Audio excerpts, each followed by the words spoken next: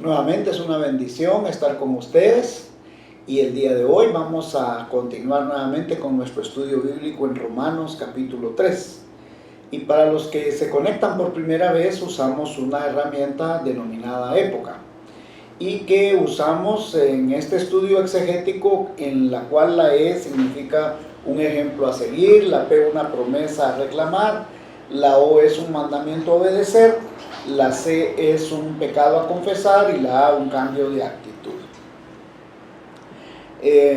Podemos resumir que en el capítulo 1 de Romanos encontramos a un personaje que representa al publicano.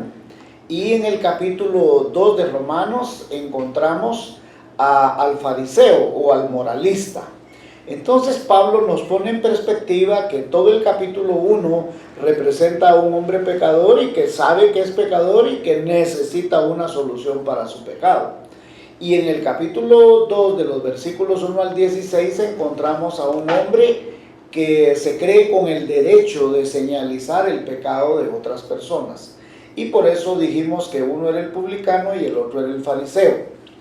Y ahora en el capítulo 3, Pablo entonces va a hacer un contraste entre todos los personajes, tanto el del capítulo 1, el del capítulo 2, y también nos lleva a confrontarnos a nosotros mismos.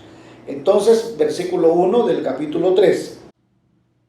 ¿Qué ventaja pues tiene el judío? ¿O de qué aprovecha la circuncisión? Aquí vamos a encontrar una actitud a cambiar. Pablo cuidadosamente trató en el capítulo 2 de demostrar que la posesión de la ley o la circuncisión no hacía salvo a nadie. Así que la actitud a cambiar es a no tener un alto concepto de sí mismo que el que uno debe tener. En otras palabras, es no tener una condición en la cual uno cree que porque tiene una posición o posesión de algo, eso nos va a hacer salvos. Por ejemplo, hay quienes dicen, es que yo soy un hijo de un evangélico. Con todo respeto y con todo perdón, Dios no es abuelito de nadie. O es su papá y tiene una relación personal con usted, pero usted no puede abrogarse de que, por ejemplo, el hecho es que yo voy a la iglesia. Ahora tenemos meses de no ir a la iglesia. Y aquí es donde, y escúcheme, con todo respeto, con todo cariño, aquí es donde realmente se demuestra quiénes son realmente hijos de Dios. Quiénes realmente están buscando seriamente a Dios. Quienes realmente en estos tiempos están buscando entretenimiento o relación con Dios. Y este tiempo nos demuestra, nos ha servido para saber quién es realmente un verdadero hijo de Dios. Porque no nos salva el hecho de ir a la iglesia. De hecho, ahorita nadie está yendo a la iglesia. Y permítame decirle que mucha gente se está salvando sin ir a la iglesia. Se está salvando porque oye el evangelio y a través de las buenas nuevas de salvación abraza la fe de Jesucristo, abraza el sacrificio de Jesucristo en la cruz del Calvario, ¿no? Entonces, ¿qué necesitamos? Tener una relación personal con Jesucristo. Versículo 2. Mucho en todas maneras, dice Pablo. Primero, ciertamente que les ha sido confiada la palabra de Dios. Aquí hay una promesa a reclamar. Y es que imagínense que Dios nos tiene tanta confianza que en el Antiguo Testamento le confió la ley y la profecía de la palabra del Señor, se la proveyó amorosamente a Israel. Confió en los profetas, confió en que ellos serían luz de las naciones. Ahora Dios nos ha confiado a nosotros el Nuevo Testamento para que los cristianos evangélicos compartamos las buenas nuevas de salvación con otras personas que todavía no conocen a Cristo. Entonces debemos sentirnos bendecidos de que Dios con toda confianza nos dio el evangelio de la salvación y que nosotros deberíamos de orar por aquellas personas que todavía no conocen a Jesucristo y que están muriendo sin Cristo. Ciertamente usted me puede decir, es que fíjese que yo quisiera ir a los hospitales donde hay gente que está muriendo sin Cristo. Está bien, pero puede orar por ellos. Usted puede orar por gente que también está en las cárceles, en los hospitales, en diferentes circunstancias. Pero somos llamados a compartir el mensaje de salvación.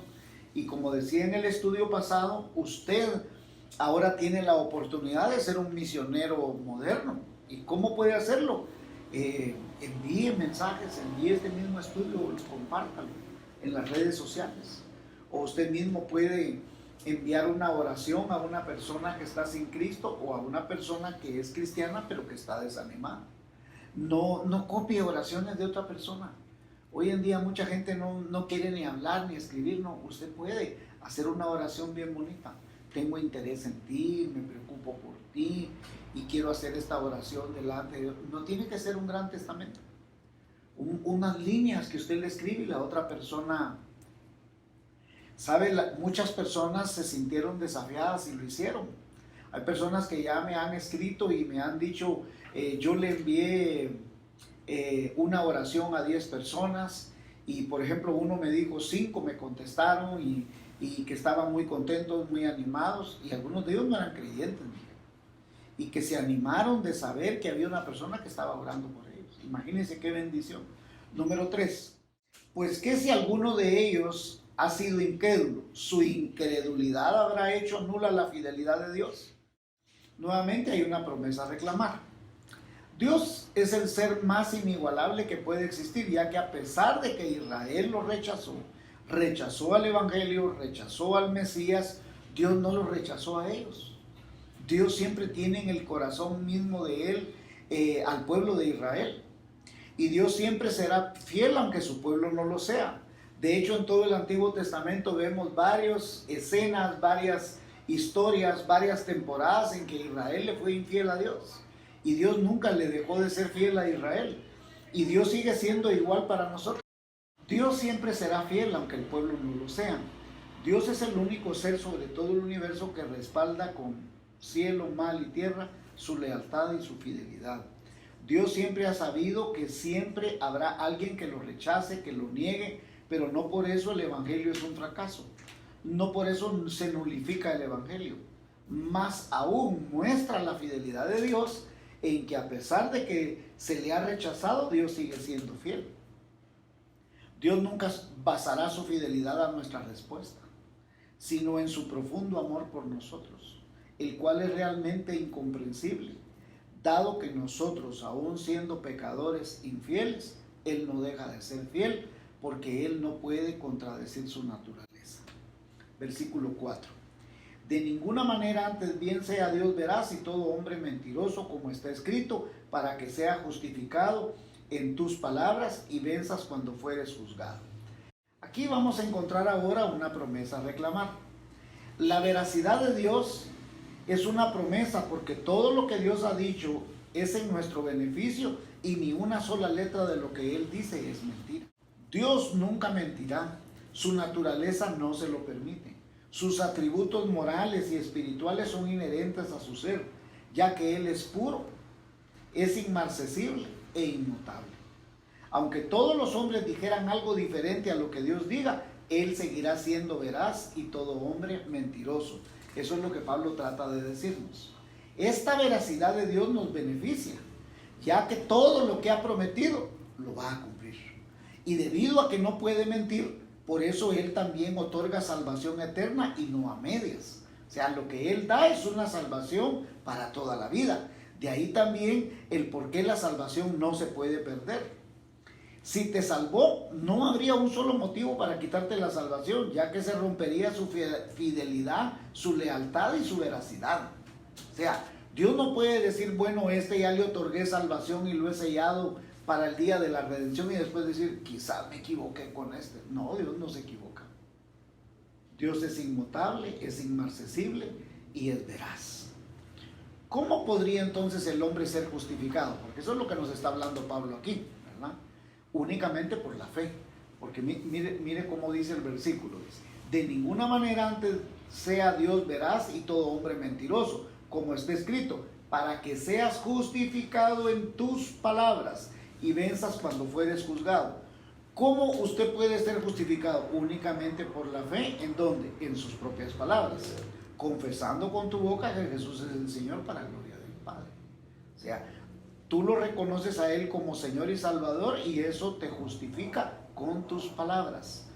cuando seas juzgado, porque el justo por la fe vivirá. Esa es toda la tesis que sostiene Pablo aquí en toda la carta a los romanos. Versículo 5. Y si nuestra injusticia hace resaltar la justicia de Dios, ¿qué diremos? ¿Será injusto Dios que da castigo? Hablo como hombre, dice Pablo. Aquí nuevamente nos vamos a encontrar con una promesa a reclamar. La justicia de Dios es una fiel promesa para nosotros. Esto es que Dios es fiel en cumplir en que así como en el Antiguo Testamento la sangre de un cordero cubría el pecado del pueblo, así hoy la sangre del cordero perfecto de Dios quita el pecado. En el Antiguo Testamento cubría, en el Nuevo Testamento lo quita de una vez. Entonces la justicia de Dios exigía un pago por la falta cometida, por medio de nuestros pecados. Y en realidad ningún hombre había cumplido la ley. La Biblia demuestra entonces que todos somos pecadores. Entonces Jesús es ese Cordero de Dios perfecto y sin mancha que deja satisfecha la ira de Dios o la justicia de Dios por causa de nuestros pecados. Y Pablo acá en Romanos, ¿qué está tratando de hacer?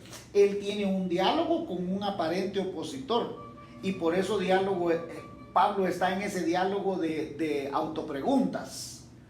Él se está autopreguntando, entonces, ¿será esto así? ¿Será que Dios es injusto? ¿Será que Dios es veraz? Entonces Pablo está en eso. ¿Por qué? Porque había gente que estaba en contra de la doctrina de Pablo, cuestionaba la doctrina de Dios, en la cual era por gracia, en la cual Dios podía justificar a un pecador siempre y cuando éste se arrepintiera.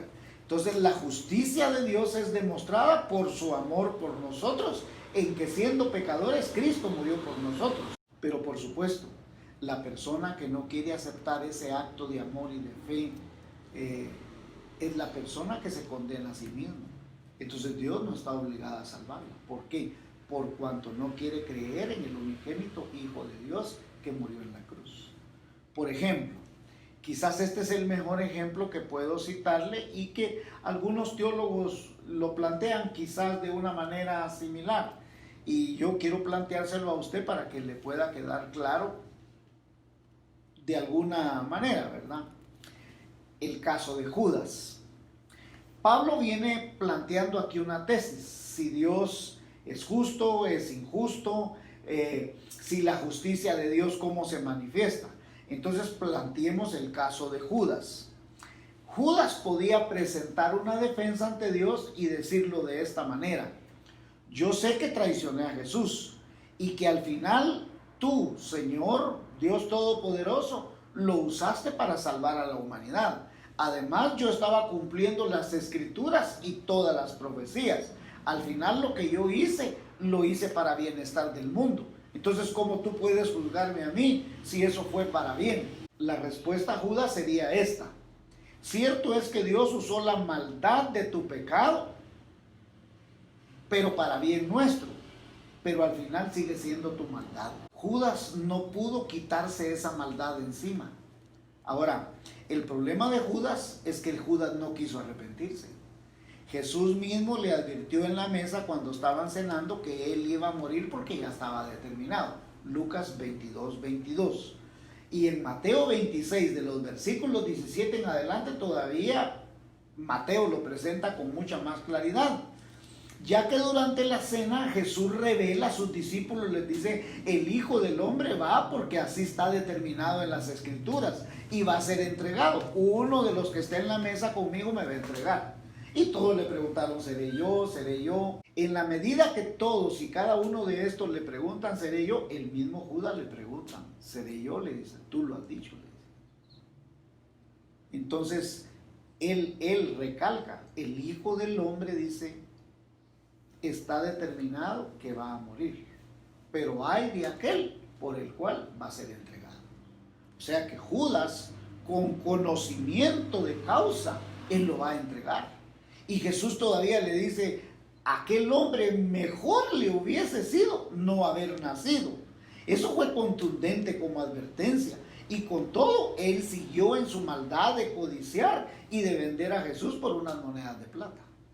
Ahora, la contrariedad con Judas es que no hubo motivos puros. O sea, si Judas pudiera decir, bueno, pero aún lo que yo hice fue para beneficio de toda la humanidad, porque tu muerte trajo salvación, trajo vida eterna, trajo justificación, trajo paz al hombre, estamos de acuerdo. Pero Judas no tiene ningún motivo bueno, ni puro ni espiritual, para hacer lo que hizo. Simplemente no tiene ningún crédito.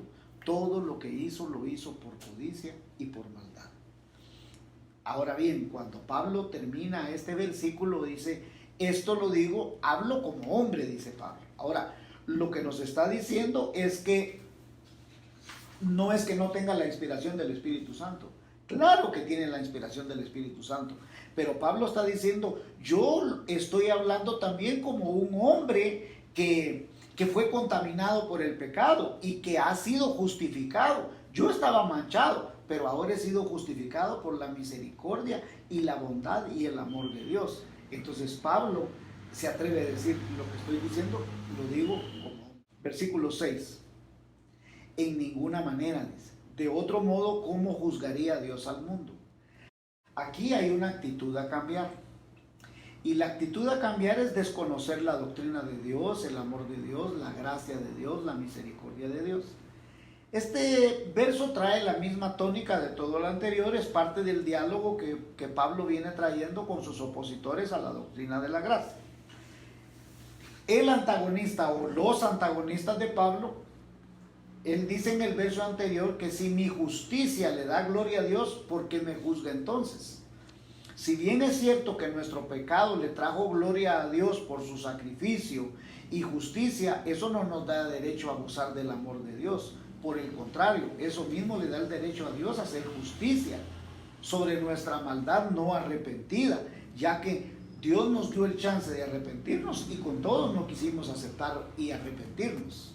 El mismo caso de Judas, Judas no se arrepiente. Y usted me dirá, ¿y el caso de Pedro? Pedro se arrepiente.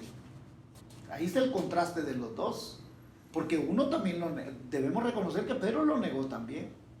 Entonces, ¿cuál es la gran diferencia? La diferencia es que Pedro se arrepiente. Y Judas, dice la Biblia, con remordimiento, pero remorderse no es arrepentirse. Entonces, no tenemos que pagar nada porque Jesús lo pagó en la cruz y en vez de arrepentirnos queremos que Dios premie nuestra maldad. Eso sería una burla. O sea, que Judas se presente y digas que tú me deberías de premiar a mí porque si yo no te vendo, no hubieras muerto en la cruz. Eso sería una burla. Porque el móvil por el cual Judas vende a Jesús es por codicia. ¿Cuánto me daréis si yo los entrego? Digo. O sea, el móvil de él no era espiritual, no era puro, no era noble. El móvil de él era dinero. Entonces, merecemos el justo castigo de Dios. Y llegará el día en que Dios juzgará a todo el mundo. Y eso lo sabían los judíos. El problema es que ellos creían que Dios solo iba a juzgar a los gentiles. Y en nuestro caso es lo mismo. Todos en nuestra conciencia sabemos que Dios va a juzgar al mundo tarde o temprano. Pero creemos que solo lo hará con los malos. Y póngame atención a esto, por favor, porque mucha gente cree que Dios solo va a juzgar a los asaltantes, a los que son políticos corruptos, secuestradores, gente terrible. No, Dios va a juzgar a todo el mundo porque la Biblia demuestra que todos absolutamente somos pecadores. Y la Biblia dice que está establecido que el hombre muera una sola vez y de ahí el juicio. Esto es parejo. Entonces la Biblia deja por sentado que tanto unos como otros Dios los va a juzgar, ¿sí? Versículo 7. Pero si por mi mentira la verdad de Dios abundó para su gloria, ¿por qué aún soy juzgado como pecador? Mire qué interesante cómo lo plantea Pablo. Pero si por mi mentira la verdad de Dios aumentó para su gloria, es el mismo tema que traemos con Judas y que traemos con todo el mundo. ¿Por qué aún soy juzgado como pecador? Dice. Aquí es una actitud a cambiar porque es exactamente lo mismo que traemos en el hilo conductor. Y 8, veamos al 8. ¿Y por qué no decir? Como se nos calumnia como algunos cuya condenación es justa, afirman que nosotros decimos hagamos males para que vengan bienes. Aquí tenemos que entrar un poco en el contexto. Había gente que estaba contraria a Pablo y que decía que Pablo tenía una doctrina que era equivocada, porque era una doctrina que se basaba en la gracia y la misericordia, y entonces que Pablo lo que estaba diciendo es que sigamos pecando. Pero el asunto acá era que esta gente en realidad se oponía a la gracia. Ellos querían que la gente cumpliera estrictamente la ley, que había que cumplir la ley. Pero el problema de decir que debemos cumplir la ley, permítame ilustrarlo de esta manera. Supongamos que el día de hoy yo acepto a Cristo como mi Señor y Salvador personal, y a partir de hoy yo empiezo a cumplir la ley. Vamos a suponer que el día de hoy yo acepto a Cristo como mi Señor y Salvador personal, y a partir de hoy yo empiezo a cumplir la ley. Perfecto. Y de aquí en el futuro yo cumplo la ley al pie de la letra. Pero ¿y antes de eso qué? Yo no cumplí la ley. Entonces yo soy objeto de juicio por no haber cumplido la ley antes. Por eso es que la gracia es perfecta, porque es la gracia y la misericordia está basada en un antes, en un ahora y en un después. La gracia es perfecta. Ahora, el punto doctrinal de esto es que hay gente que afirma que la salvación se pierde si pecamos. Ahora, basado en esto, todos los días tendríamos que perder la salvación, porque todos los días usted peca, todos los días usted tiene un mal pensamiento, o todos los días usted deja de hacer lo bueno. Hay pecados de omisión y hay pecados de acción. En realidad, Dios sabe que somos pecadores, que pecamos en el pasado, que pecaremos en el presente y que pecaremos mucho más en el futuro. Entonces, todo el tiempo estaríamos perdiendo la salvación y volviendo a recuperar la salvación. Por eso Juan dice que las misericordias de Dios son nuevas cada mañana. Cualquiera entonces que predique que la salvación se pierde está lejos del verdadero evangelio de la gracia y del evangelio que nos está predicando la Biblia, y sobre todo el evangelio que está aquí plasmado en Romanos, ya que una persona que viene a Cristo es sellada con el Espíritu Santo hasta el día de la redención. De otra manera, sería posible que lo estén sellando cada vez que se arrepiente. Bueno, volvámoslo a sellar. O que Dios en un momento diría, uy, con este sí me equivoqué. ¿Yo para qué lo sellé a este? No, no es así. Dios ya sabía lo que éramos, lo que seremos y lo que seremos por toda la eternidad. Sin embargo, Dios nos amó con amor eterno y no con amor a medias. Y por eso Pablo en los siguientes versos va a remarcar que no hay un solo justo en toda la tierra. Y por eso nuevamente la tesis de Pablo en todos Romanos es que el justo por la fe vivirá. Versículo 9, y con este vamos a terminar el día de hoy. Y estamos aquí, miren pues, ¿qué pues? ¿Somos nosotros mejores que ellos? En ninguna manera, pues ya hemos acusado a judíos y a gentiles que todos están bajo el pecado. Así vamos a concluir con este versículo número 9. Pablo nos está trayendo el resumen en este versículo de que ya en todo el capítulo 1 ya hemos juzgado a todos los gentiles, a todos los publicanos, a todos los pecadores, y también en el capítulo 2 ya hemos juzgado a todos los moralistas, a todos los legalistas, a todos los fariseos, a todos los saduceos, a cualquier persona que se creía con la autoridad legal de ponerle el dedo a cualquiera, y que él sí era perfecto, y que él sí era santo, y que él sí era justo, y que tenía el derecho de ir al cielo. De hecho, recuerda que en el estudio pasado les dije que la enseñanza de los rabinos era que ellos le enseñaban a los judíos que en la puerta del infierno estaba Abraham, y que el que estaba circuncidado y el que estaba era de herencia de Abraham, Abraham le decía, ¿qué venís a hacer aquí? Ándate para el cielo, vos no sos de aquí. Eso era lo que enseñaban los rabinos. Entonces, tanto unos como otros, la Biblia nos demuestra que somos pecadores. La Biblia dice, por cuanto todos pecaron, todos están destituidos de la gloria de Dios. Y la Biblia también dice que no hay uno solo que sea justo, dicen los salmos. Todos los salmos se pasan señalando el pecado. La ley lo que hace es señalar el pecado. Ahora, la ley es perfecta porque hace que nosotros nos volvamos a Dios, y que demuestra que ninguno tiene la capacidad de salvarse por sí mismo. Versículo 9. ¿Qué pues? ¿Somos nosotros mejores que ellos? En ninguna manera, dice. Pues ya hemos acusado a judíos y a gentiles que todos están bajo pecado. Mire qué tremendo está Pablo aquí. porque Pablo sí hace el resumen de los otros dos capítulos al llegar a este versículo. ¿Cuál es el pecado a confesar aquí? Todos somos pecadores. Pablo nos pone en perspectiva ya que pregunta, ¿estamos mejor que el pecador de Romanos 1? No.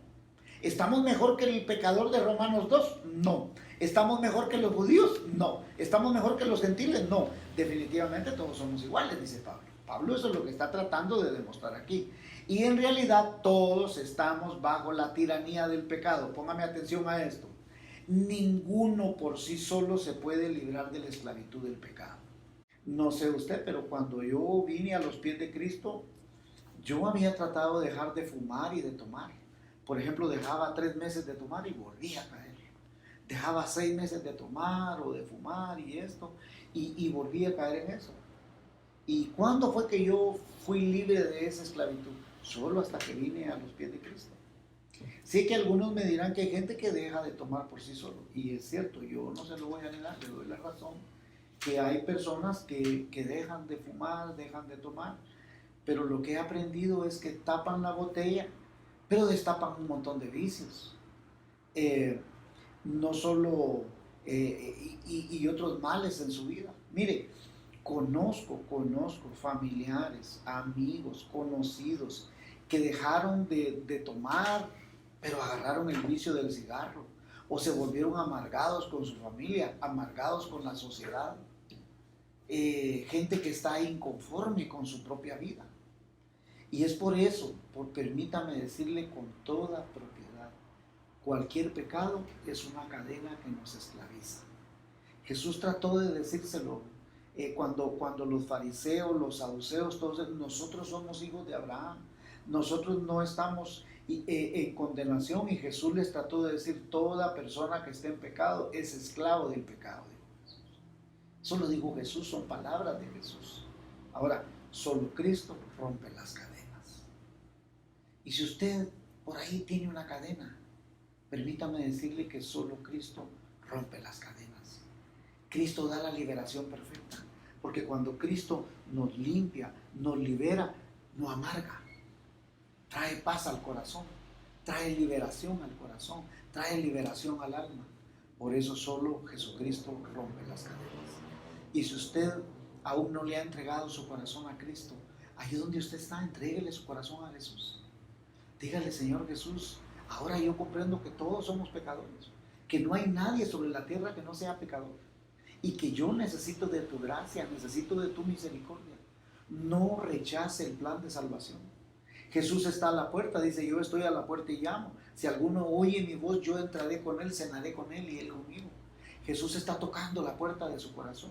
Usted puede poner la mano allí en el dispositivo donde usted está y decirle, Señor Jesús, yo te necesito, hazme libre de estas cadenas que me tienen atrapado. El pecado me tiene atrapado, este vicio me tiene atrapado, esta maldad me tiene atrapado.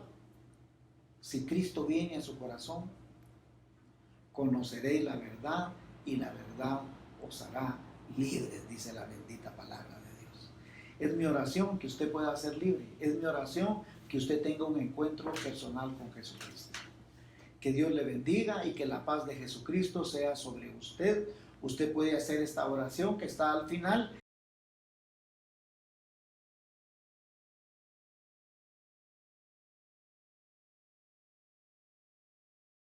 Y también puede escribirnos. Escríbanos en la página de Facebook, escríbanos en YouTube, escríbanos en Instagram, en todas nuestras redes. Usted puede escribirnos. Que Dios le bendiga y que la paz de Dios sea con usted. Shalom.